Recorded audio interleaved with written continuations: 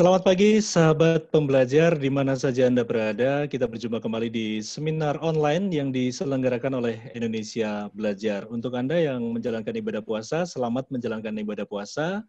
Semoga ibadah puasa kita semua dilancarkan sampai Hari Raya Idul Fitri nanti. Baik, sahabat pembelajar, Indonesia Belajar adalah sebuah media untuk belajar yang berisi motivasi, inspirasi, dan pengetahuan dari para narasumber terbaik Indonesia. Indonesia Belajar hadir dalam platform mobile aplikasi yang bisa di-download di Google Play Store dan Apple App Store. Baik, sahabat pembelajar, seminar online pagi hari ini di setiap hari Selasa jam 10 pagi menghadirkan Mas Silih Agung Wasesa. Beliau adalah brand revenue consultant ya, yang sudah hadir di tengah kita. Ya, selamat pagi, Mas Silih. Pagi, Mas. Pagi, Mas. Ya. Suaranya gembang nggak ya? Agak gembang dikit sih, tapi nggak apa-apa. Oke. Cep. Jadi rumah ini sudah jadi kayak zaman dulu, zaman purba jadi gua, Pak ya. Jadi agak menggema. Udah kelamaan di rumah soalnya, Mas. Oke. Sehat-sehat ya, Mas ya? Sehat-sehat, alhamdulillah. Sehat-sehat ya. Ya. Alhamdulillah. Mas Silih ini kalau brand revenue consultant ini udah pasti menangani banyak perusahaan, Mas ya. Yang saya tahu banyak ke brand-brand dunia juga udah pernah ditangani ya, kayak kalau boleh saya sebut National Geographic Channel itu juga jadi apalagi Mas yang gede-gede Mas yang dulu pernah ditangani. Sebetulnya banyak sih ya, mulai dari yang Hawkband, terus kemudian dulu saya sendiri kan di Toyota juga kan.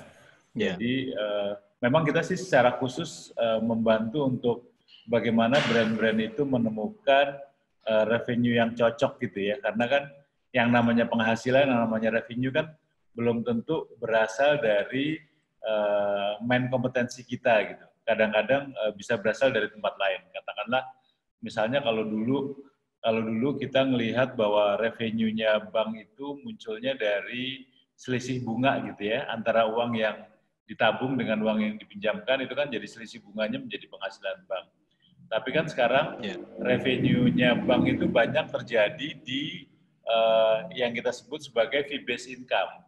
Fee-based income itu ketika orang pakai mobile banking, ketika orang pakai mobile apps gitu ya, itu kan fee-nya banyak di situ tuh transaksinya.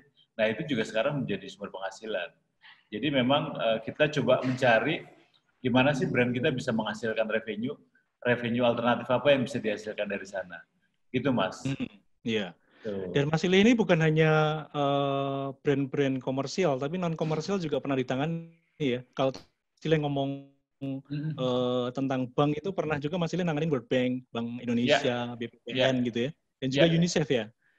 Dan UNICEF, untuk Bapak Ibu yang baru kenal sama Mas Silih ini ya, beliau ini juga dulu pernah di era Presiden Gus Dur jadi staf ahli ya masih di istana ya Mas? Oh iya, benar. Luar biasa. Oke. Mas Silih akan bersama kita sampai jam 11 kurang seperempat untuk membahas mengenai 9 ways brainstorming pasca pandemic part 2 ya, karena 9 kemarin nggak cukup, jadi diterusin hari Selasa pagi hari ini. Oke, sebelum kita mulai Mas Silih, saya ingatkan untuk sahabat pembelajar yang ingin bertanya, Anda bisa langsung tulis chat di room ini, dan nanti saat sesi tanya jawab saya akan bacakan, dan juga kalau ada pertanyaan yang pengen disampaikan langsung untuk ke Mas Silih, silahkan ya. Mungkin Anda punya bisnis kalian ini, ada brand revenue consultant ya. Di saat pandemik ini, revenue ini kata-kata yang menarik untuk kita bahas. Oke, Mas Silih. Kemarin ada Back to the Future sampai muncul grup-grup kecil ya. Jadi Waze pertama sampai Waze 9 mungkin bisa dilanjutkan lagi atau mungkin di-review lagi untuk pagi ini, Mas. Silakan. Lumayan ikut campur sih. Iya, Mas. Silakan, Mas. Oke. Saya coba untuk review lagi ya, Mas. Iya. Kelihatan, Mas? Tampilannya ya? Kelihatan. Oke, jadi kan kita bicara 9 hukum tentang bagaimana brainstorming bisnis di pandemi COVID gitu ya. Itu yang kita pelajari. Jadi yang pertama, sebetulnya sih kita akan belajar apa yang boleh dan nggak boleh dilakukan gitu untuk bangkit dari krisis pandemi COVID-19. Jadi ada 9 gitu. Yang pertama adalah kita back to the future. Jadi kebiasaan lama tuh jadi tumpuan masa depan sekarang. Jadi dulu kalau masuk rumah tuh cuci kaki gitu ya, cuci tangan. Nah sekarang itu berulang lagi gitu. Itu muncul. Terus kemudian kalau mau kemana-mana ya pulang ke rumah dulu baru pergi lagi. Itu sekarang juga kita lebih sering pulang ke rumah. Bahkan sekarang udah mungkin hampir 2 bulan nih kita di rumah. Itu yang pertama. Yang kedua juga ada digital ecosystem. Semuanya kita hampir sekarang mau nggak mau eksistensi terhadap digital menjadi penting gitu. Selain sekarang ini kita lagi bikin seminar di website gitu, ada juga kalau ngebayar kita pakai GoPay, pakai OVO gitu, pakai Jenius Bank tuh layanannya juga udah murni sekarang ke sana. Jadi hampir semuanya udah menggunakan digital. Itu yang hukum kedua. Jadi mau nggak mau buat yang terutama yang baby boomers ya, yang usianya udah di atas 50 ya, mau nggak mau harus masuk ke digital juga gitu loh. Terus yang ketiga adalah at home activities. Jadi semua kegiatan tuh sentralnya dari rumah. Ini yang menjadi menarik nih karena kita kan sebelum COVID tuh hampir semua kegiatan adanya di rumah gitu. Sebelum COVID itu udah nggak ada lagi namanya kelompok belajar di rumah tuh. Yang ada kelompok belajar anak-anak tuh sekarang ada di kafe gitu ya. Terus kita kalau meeting juga di kafe. Sementara kalau ada orang bertamu atau saudara jauh bertamu itu banyak yang nginepnya nggak di rumah juga, nginepnya di hotel. Tapi sekarang semuanya udah berubah. Semua rumah tuh menjadi kegiatan utama lah, home activities. Terus yang keempat, akan muncul the rise of healthy frozen food. Jadi frozen tapi healthy, tapi sehat. Ini yang menarik juga nih karena kita sudah takut dengan pandemik gitu sehingga makanan yang praktis pun harus sehat. Ini nanti akan muncul bagaimana frozen food itu tidak didinginkan dengan cooler biasa gitu, tapi dia didinginkan dengan nitrogen. Itu yang keempat. Yang kelima adalah the small and close are beautiful. Jadi ada brand-brand kecil yang kita kenal. Nah kita lebih suka yang kayak gitu tuh. Itu yang sekarang bahkan udah mulai kelihatan sebelum COVID itu udah kelihatan. Tapi sekarang begitu ada COVID, kan kita juga lebih mencari yang dekat sama rumah, tapi brandnya percaya gitu. Kita kemudian memilih Sabana, memilih Popeye, memilih Olive gitu. Itu untuk ayam-ayam tuh.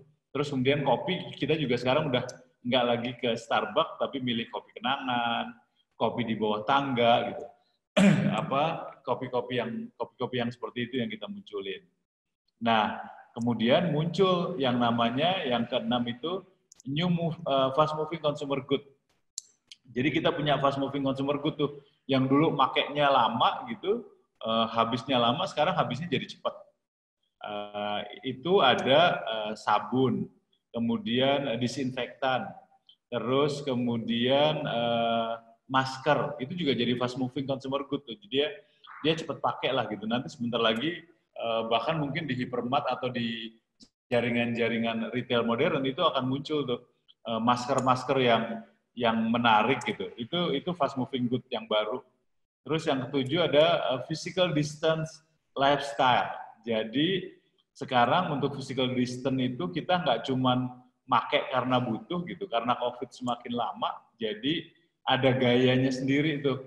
Masker gayanya udah macem-macem. Kalau kita ngelihat beberapa penerbangan hampir semuanya udah bikin APD yang desainnya juga didesain oleh desainer-desainer terkemuka gitu. Jadi kelihatan nih bagaimana physical distance lifestyle itu udah jadi physical distance itu jadi lifestyle.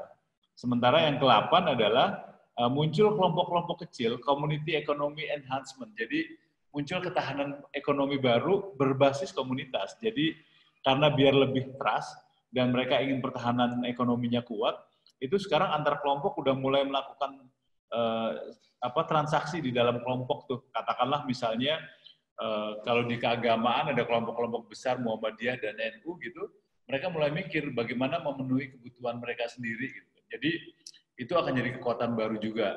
Nah yang terakhir, karena kita sudah terlalu lama di rumah, sehingga need-nya itu benar-benar muncul, wants-nya itu jadi nggak banyak lah. Jadi kita balik ke balik ke kebutuhan dasar. Wants-nya udah nggak banyak. Dulu kita punya pakaiannya yang simple, pakaiannya tematik gitu buat jalan-jalan sendiri, buat olahraga sendiri. Sekarang ya kebutuhannya satu doang tuh. Jadi ini Mas, saya review yang kemarin yang ada 9. Yang ada 9 tuh ini Mas. Iya. Gitu Mas. Oke. Ya. Kemarin dari 9 kita udah sampai ke 2 atau ketiga ya kita perdalam gitu ya. Iya, benar. Tapi mungkin asiknya juga kalau Bapak sahabat pembelajar yang sudah gabung di pagi hari ini, kalau mau langsung tanya bisa raise hand ya Mas ya. Jadi biar boleh, untuk Mas. Waktunya biar lebih efektif gitu ya. Jadi ada 9 jalan ini yang disampaikan Mas Sile terkait dengan kondisi bisnis. Terkhusus untuk sahabat pembelajar yang memiliki bisnis ya, ini sangat menarik juga ya. Bagaimana bisnis kita yang kita miliki ini masuk di mana ini jalannya gitu ya. Ya kan? Oke, untuk sahabat pembelajar yang hadir di pagi hari ini, silakan kalau Anda chat, langsung tanya chat atau langsung raise hand untuk bisa buka mic-nya gitu ya. Oke, kita kemarin minggu lalu sambil nunggu nih sahabat pembelajar yang masuk, kita udah bicara perdalam mengenai back to the future, terus digital ecosystem gitu ya. Terus kemarin sempat the rise of healthy frozen foods ini ya. Itu yang kemarin minggu lalu disebut dengan new eating habits ini ya Mas ya? Yes, betul. Minggu lalu kan kita sebut the new eating habit tuh. Tapi ternyata memang mengkerucut menjadi tadi healthy frozen food itu. Bahwa makanannya sehat, kebiasaannya sehat, tapi bisa dibawa di frozen kemana-mana lah. Bahkan sekarang mulai muncul satu teknologi baru, makanan frozen itu tinggal ditaruh di kayak aluminium foil gitu Mas. Yang aluminium foilnya dikasih air, nah dia udah jadi penghangat sendiri tuh, makanannya jadi hangat gitu. Jadi buat para pecinta alam nih, sebentar lagi udah nggak usah bawa koper ke atas nih Mas. Kita bisa nyiapin frozen food dari bawah gitu, mau apapun makanannya gitu, mau rendang, mau sate gitu, mau tangkleng gitu, wah pokoknya yang enak-enak lah Mas. Itu. Dan ini prospek bisnisnya bagus Mas ya, artinya orang semakin terbiasa harus higienis gitu ya. Ya ini bisnisnya bagus Mas, karena ya orang makin terbiasa higienis gitu, tapi juga praktis kan. Karena kalau misalnya dia mau bawa kemana-mana gitu nggak perlu bawa tempat Mas. Jadi dia udah ada di tempatnya sendiri. Itu. Oke Mas Sile, ini langsung TikTok kan ada yang bertanya nih. Ada beberapa komentar yang di chat. Salah satunya yang ada Ibu atau Bapak Funky nih, saya belum lihat wajahnya. Bilang keren gitu ya. Terus terkini.id juga mantap Pak Sile. Terkini.id ini base-nya di Makassar kalau nggak salah ya. Bukan kalau nggak salah nih. Ini Pak Adi Santoso yang punya ini. Terkini.id bertanya bagaimana dengan branding buat media berita online Pak Sile? Nah ini menarik nih, branding berita online ya. Kan kita harus balik ke, karena saya orang revenue ya, kan kita harus balik ke revenue dulu nih. Kira-kira alternatif revenue apa yang bisa dibikin oleh berita online nih? Ini salah satu contoh. Saya kasih contoh yang ekstrim. Ada salah satu media online gitu yang iklannya nggak banyak gitu secara iklan, tapi viewersnya lumayan bagus gitu. Beritanya juga oke lah gitu ya. Tapi yang menarik dari dia, penghasilan terbesarnya itu bukan dari iklan. Ini salah satu contoh ya Mas, mungkin nanti di Makassar bisa dilakukan. Penghasilan dia yang terbesar itu justru dari bisnis-bisnis yang lain. Jadi pekerjaan media online ini adalah ketika ada pilkada, dia deketin calon pilkadanya itu, apakah calon gubernur, apakah calon bupati gitu, dia bilang sini kita bantuin untuk pemberitaannya. Dia bikinin strategi pemberitaannya seperti apa. Nah, tapi nanti konsinyasinya pasca pilkada. Konsinyasinya tuh konsinyasinya tuh tidak dalam bentuk iklan, tapi konsinyasinya itu dalam bentuk pekerjaan yang dilakukan oleh grup media online itu sendiri. Jadi kalau misalnya grup media online itu punya peternakan ayam gitu, begitu pilkada selesai, gubernurnya dibantu oleh dia, ya udah dia akan minta lahan atau minta market untuk membangun peternakan ayam di situ. Ini salah satu contoh Mas, contoh ekstrim ya. Tapi Oke, balik kalau yang nggak terlalu ekstrim, media online sekarang kan alternatifnya banyak ya. Kalau yang revenue stream tapi mainstream lah, revenue mainstreamnya itu ya paling dari iklan. Tapi kan dari iklan sekarang juga berpikir kan, iklan ada dua macam. Iklan yang datang dari luar, yang namanya pemasang iklan gitu ya, kita sebut seperti itu. Tapi itu kita saingannya ya pasti dengan banyak media gitu, banyak media online yang lain, atau yang namanya AdSense. AdSense itu yang kita ambil dari Google. Atau kemudian kita bangun konten, sehingga menjadi konten komodifikasi. Kita bangun di YouTube dan lain sebagainya, itu juga bisa, karena kayak media online ini kan karena wartawannya banyak, sangat mudah bikin, katakanlah sosial eksperimen gitu ya, sosial eksperimen bikin di YouTube sendiri, sehingga muncul ini juga bisa dilakukan media online. Nah, yang berikutnya adalah bagaimana kemudian media online ini mengembangkan satu unit-unit bisnis yang berbasis dengan media tadi. Katakanlah tadi misalnya dari media online dia bikin tentang satu channel tentang masak-memasak. Gitu. Itu juga bisa, sehingga itunya lebih global gitu ya. Kalau saya sih nggak nyaranin, walaupun mungkin itu sebanyak yang sekarang dilakukan. Kalau Makassar.net.id, Terkini.id, Mas. Terkini.id. Terkini.id itu kan saya pikir sih jangan fokus ke lokal aja gitu, kalau bisa sih ya. Tapi bagaimana kemudian temanya itu tema-tema yang nasional tapi receh. Itu yang paling banyak dilakukan. Selama wartawannya bukan wartawan dari media konvensional, rasanya sih bisa. Karena beberapa pengalaman teman-teman yang tadinya media konvensional terus kemudian pindah ke media online itu. Mas ke-mute, Mas. Mic-nya. Mas dibuka mic-nya. Ya, silakan, Ya. Mas. Udah ya, bisa ya? Iya. Oke. Jadi balik lagi tadi, jadi kalau misalnya kita bicara media online, selain bikin kanal-kanal yang mendapatkan dari Google AdSense gitu ya, kita juga bisa mulai mengembangkan tadi produk-produk yang berkaitan dengan apapun. Jadi kita tuh menjadi hub antara produk komersial dengan konsumen lah. Itu sih Mas Dewo. Oke. Banyak banget tuh. Banyak banget ya.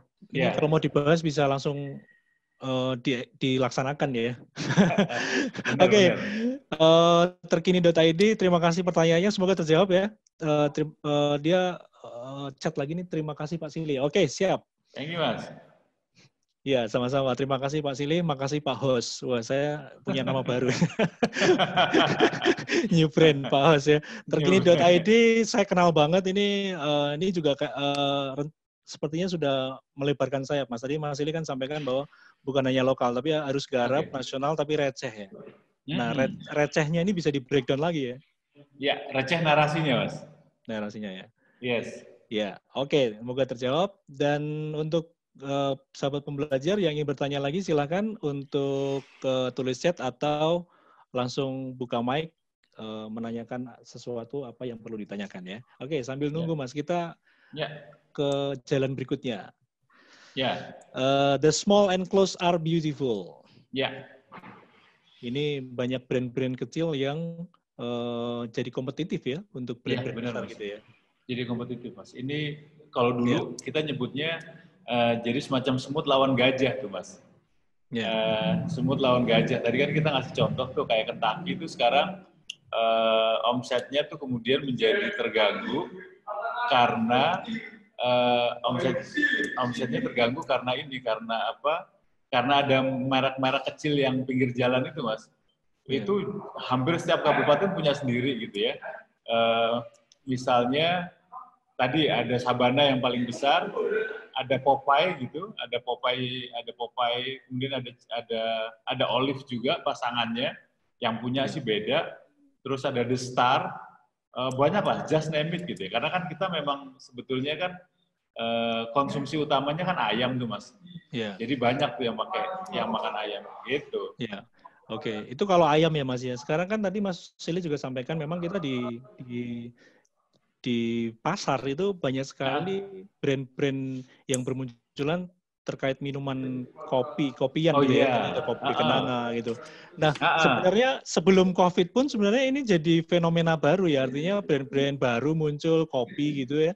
Dan ini jadi kompetitif. Masyarakat juga meng-acceptable ini gitu ya. Dan ini menjadi kebanggaan di masing-masing brand gitu ya. Ini di saat COVID ini juga semakin jadi primadona atau gimana, Mas? Jadi sebetulnya Mas, sebelum COVID itu brand-brand lokal ini, brand-brand independen ini dikuatkan oleh keberadaan anak-anak milenial, Mas. Anak-anak milenial itu kan mereka nggak look up dengan merek-merek asing gitu ya. Mereka nggak ngelihat merek-merek barat sebagai sebuah yang membanggakan gitu. Mereka justru bangga dengan merek-merek independen tuh. Makanya selain kopi ada juga fashion, Mas. Kita kenal brand-brand indie gitu yang fashion, yang merek celana jeans, merek baju gitu. Semuanya brand-brand kan sudah dikuatkan oleh mereka anak-anak milenial. Nah, begitu terjadi COVID, itu begitu terjadi COVID, orang kemudian harus di rumah nih. Sehingga dia memilih brand-brand yang ada dekat rumahnya aja gitu. Karena kan nggak berani jauh-jauh tuh. Makanya kemudian muncullah mereka ke sebelah ada Sabana, mau ngopi ada kopi kenangan gitu. Mau nyari fashion juga ada fashion-fashion yang dekat gitu. Jadi ini yang menyebabkan muncul karena kecil, neraca skala ekonomiknya juga nggak mahal. Jadi mereka bisa jual dengan harga yang fantastis gitu ya. Yang kalau saya ketemu dengan pemain besar itu gila. Itu nggak mungkin tuh di kita tuh hitung-hitungannya nggak masuk tuh dengan harga segitu gitu. Misalnya ayam 7.500 ayam sama nasi gitu ya. Itu kadang-kadang nggak masuk akal gitu. Nah ini Mas yang yang terjadi dengan the small and close are beautiful tuh. Jadi merek-merek lokal mulai bangkit. Dan ini sih mungkin saatnya ya buat teman-teman UKM gitu, usaha kecil menengah dan usaha kecil miliaran gitu, untuk confidence bahwa ini saatnya mereka untuk tampil nih Mas. Gitu. Ini momentum bagus ya yang harus dimanfaatkan maksimal ya Mas ya. Bagus banget. Iya. Oke, ini saya lihat tadi ada Bu Sri Hartati. Beliau ini adalah pengusaha kopi juga ini ya kalau kita ngomongin kopi dari minggu lalu.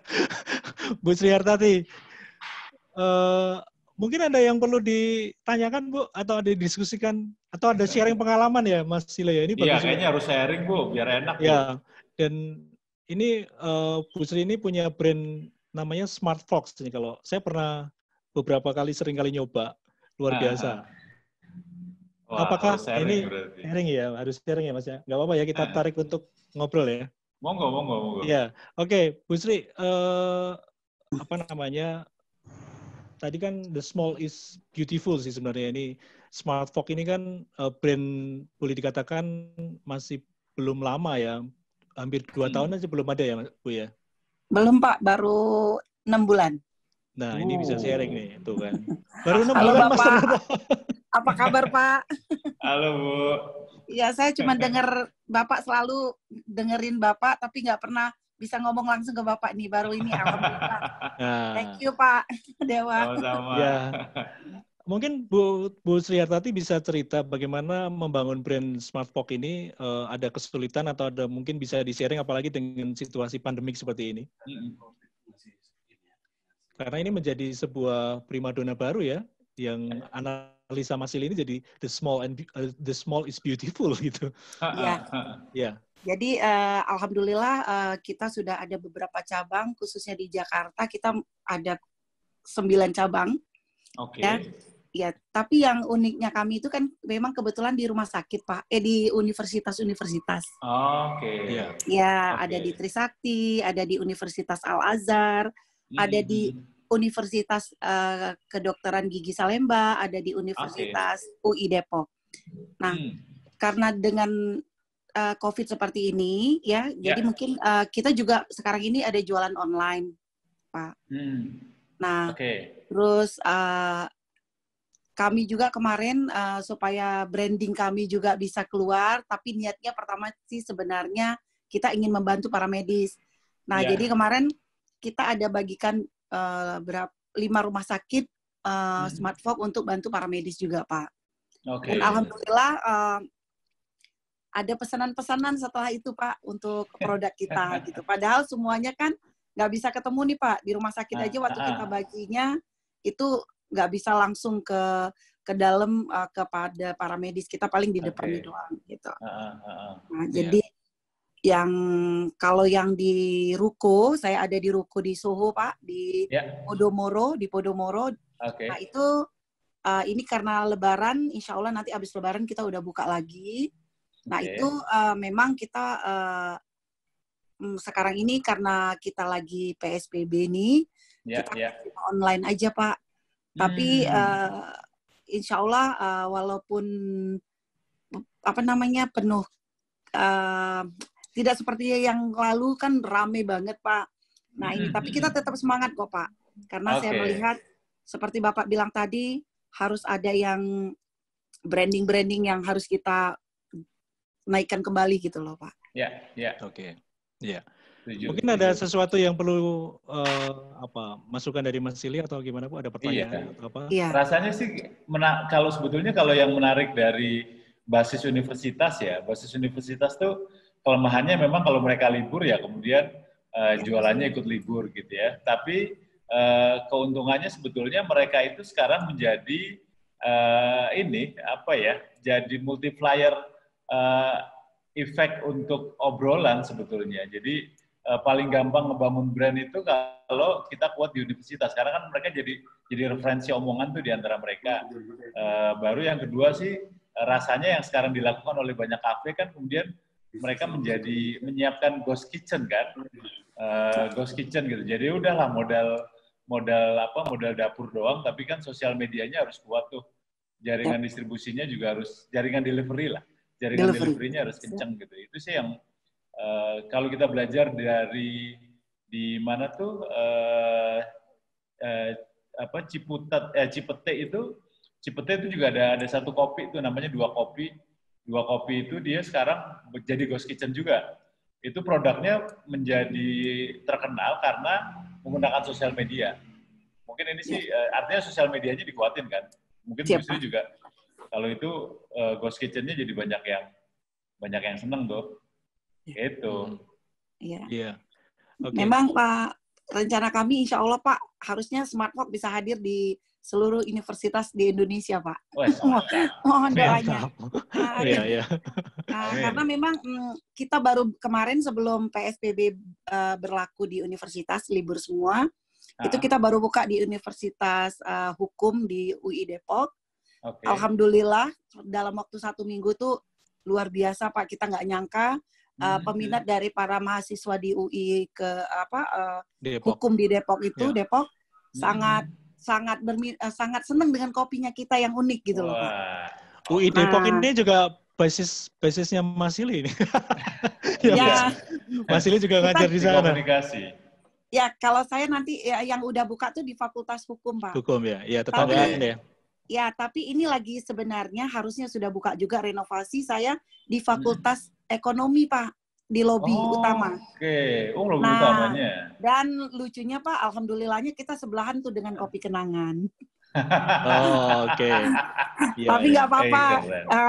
Bersaing sehat ya Pak, bersaing sehat. Head to head harus dengan big brand, Bu. Kalau head to head sama brand-brand yang kecil mah nggak seru.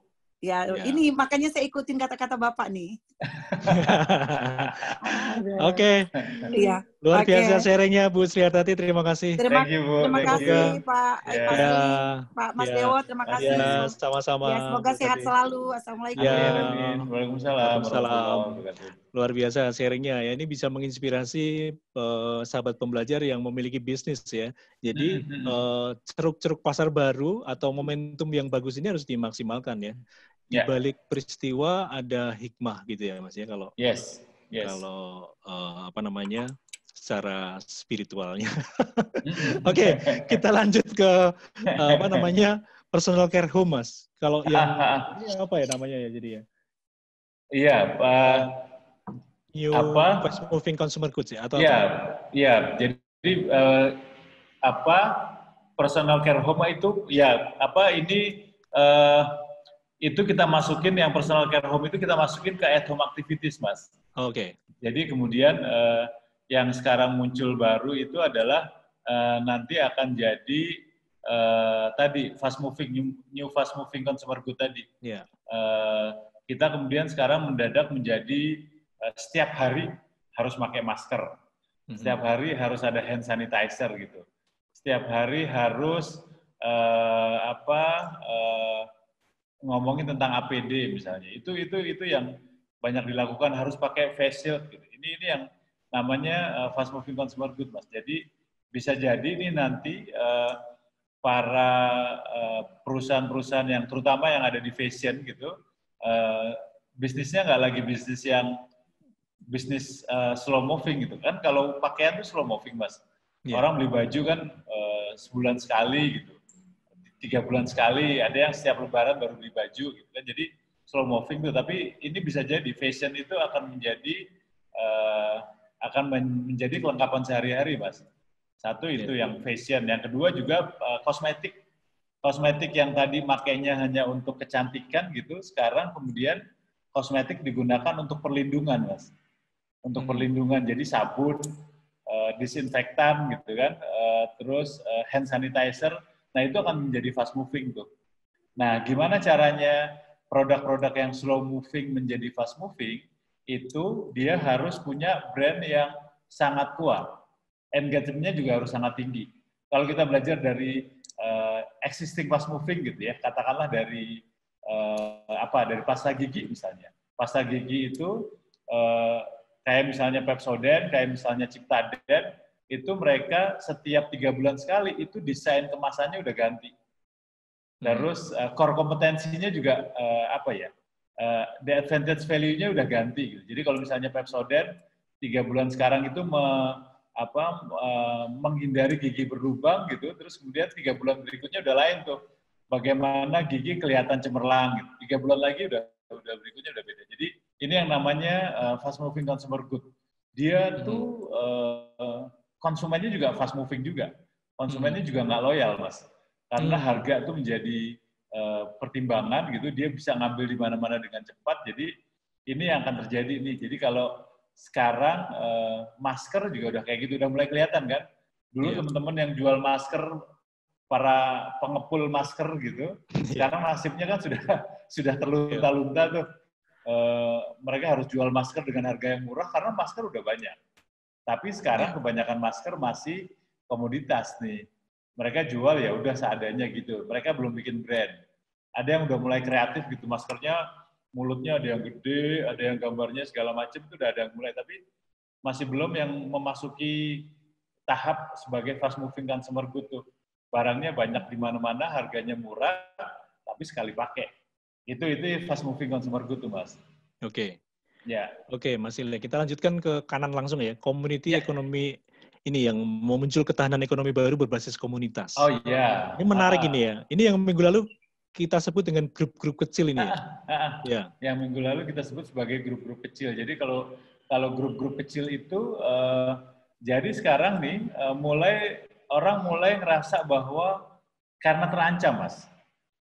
Wah, nggak nyangka ya. Ini COVID ini benar-benar nggak bisa kemana-mana nih gitu. Benar-benar kalau dulu kan kalau kita ada krisis di satu tempat kan kita bisa pindah ke tempat lain gitu ya.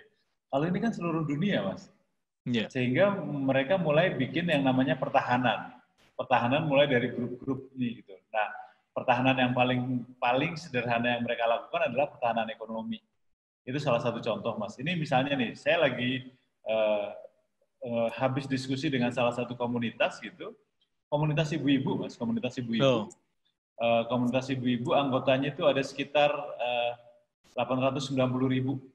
Wah, 890.000 ibu-ibu. Hampir 1 juta ya? Hampir 1 juta di seluruh Indonesia gitu. Itu saya ngebayangin. Mereka bilang, kita lagi mau memenuhi kebutuhan kita sendiri nih, sekaligus jualan ke sekelilingnya gitu. Itu kalau saya ambil satu produk gitu, katakanlah bakso gitu ya. Bakso untuk produk yang 200 gram aja, kalau yang ambil cuma 10.000 orang, masing-masing mengkonsumsi 5 kemasan, gitu, menjual 5 kemasan dari 10.000 ya, itu satu brand itu, satu bakso, mereka butuh 2 ton butuh 2 ton bakso yang ada. Ya dagingnya tergantung kualitas bakso. Katakanlah 1 ton sehari. Itu kebutuhan komunitas tuh. Itu belum lagi kalau misalnya komunitasnya lebih besar gitu, Mas. Kayak Muhammadiyah misalnya. Muhammadiyah dia ada 20 juta. Ada 20 juta anggota. Itu bisa dibayangin kalau mereka menggunakan pola yang sama, itu mereka bisa punya pesawat terbang sendiri khusus buat haji.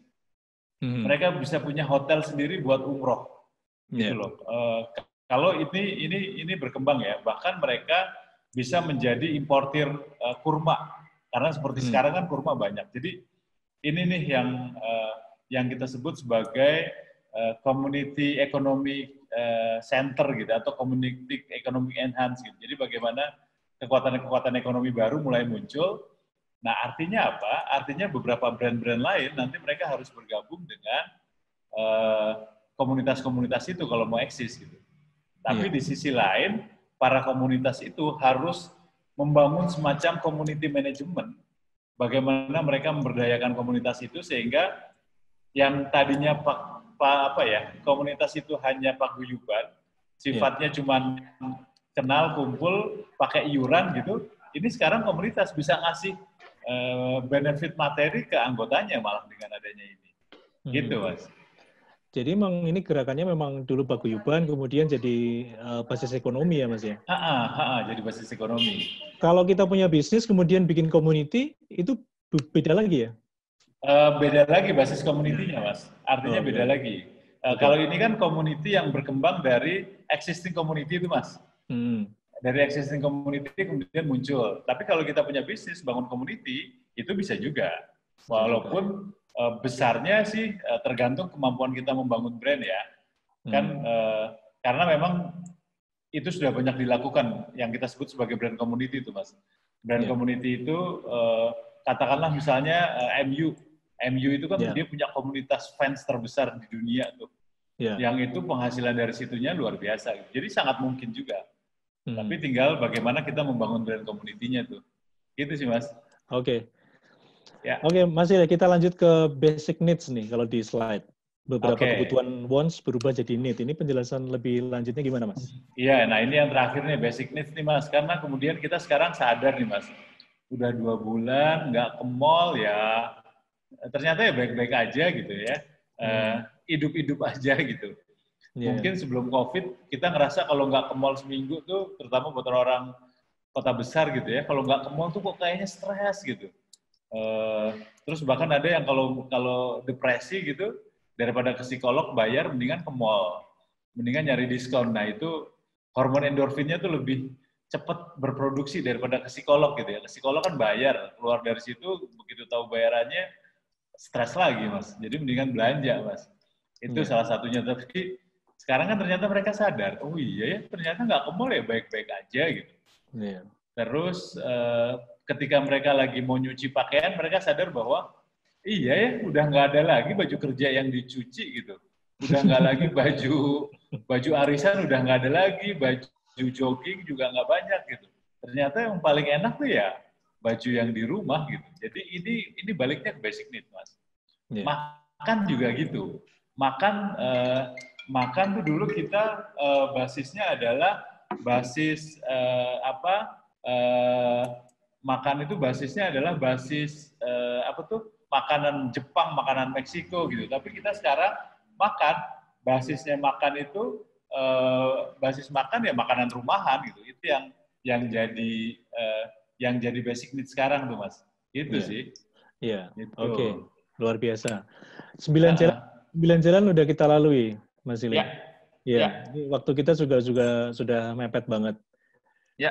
Ya, untuk sahabat pembelajar, para pebisnis yang tadi ada Bu Tati, terus kemudian ada Pak Adi ya, kalau saya tahu namanya, terkini.id ya.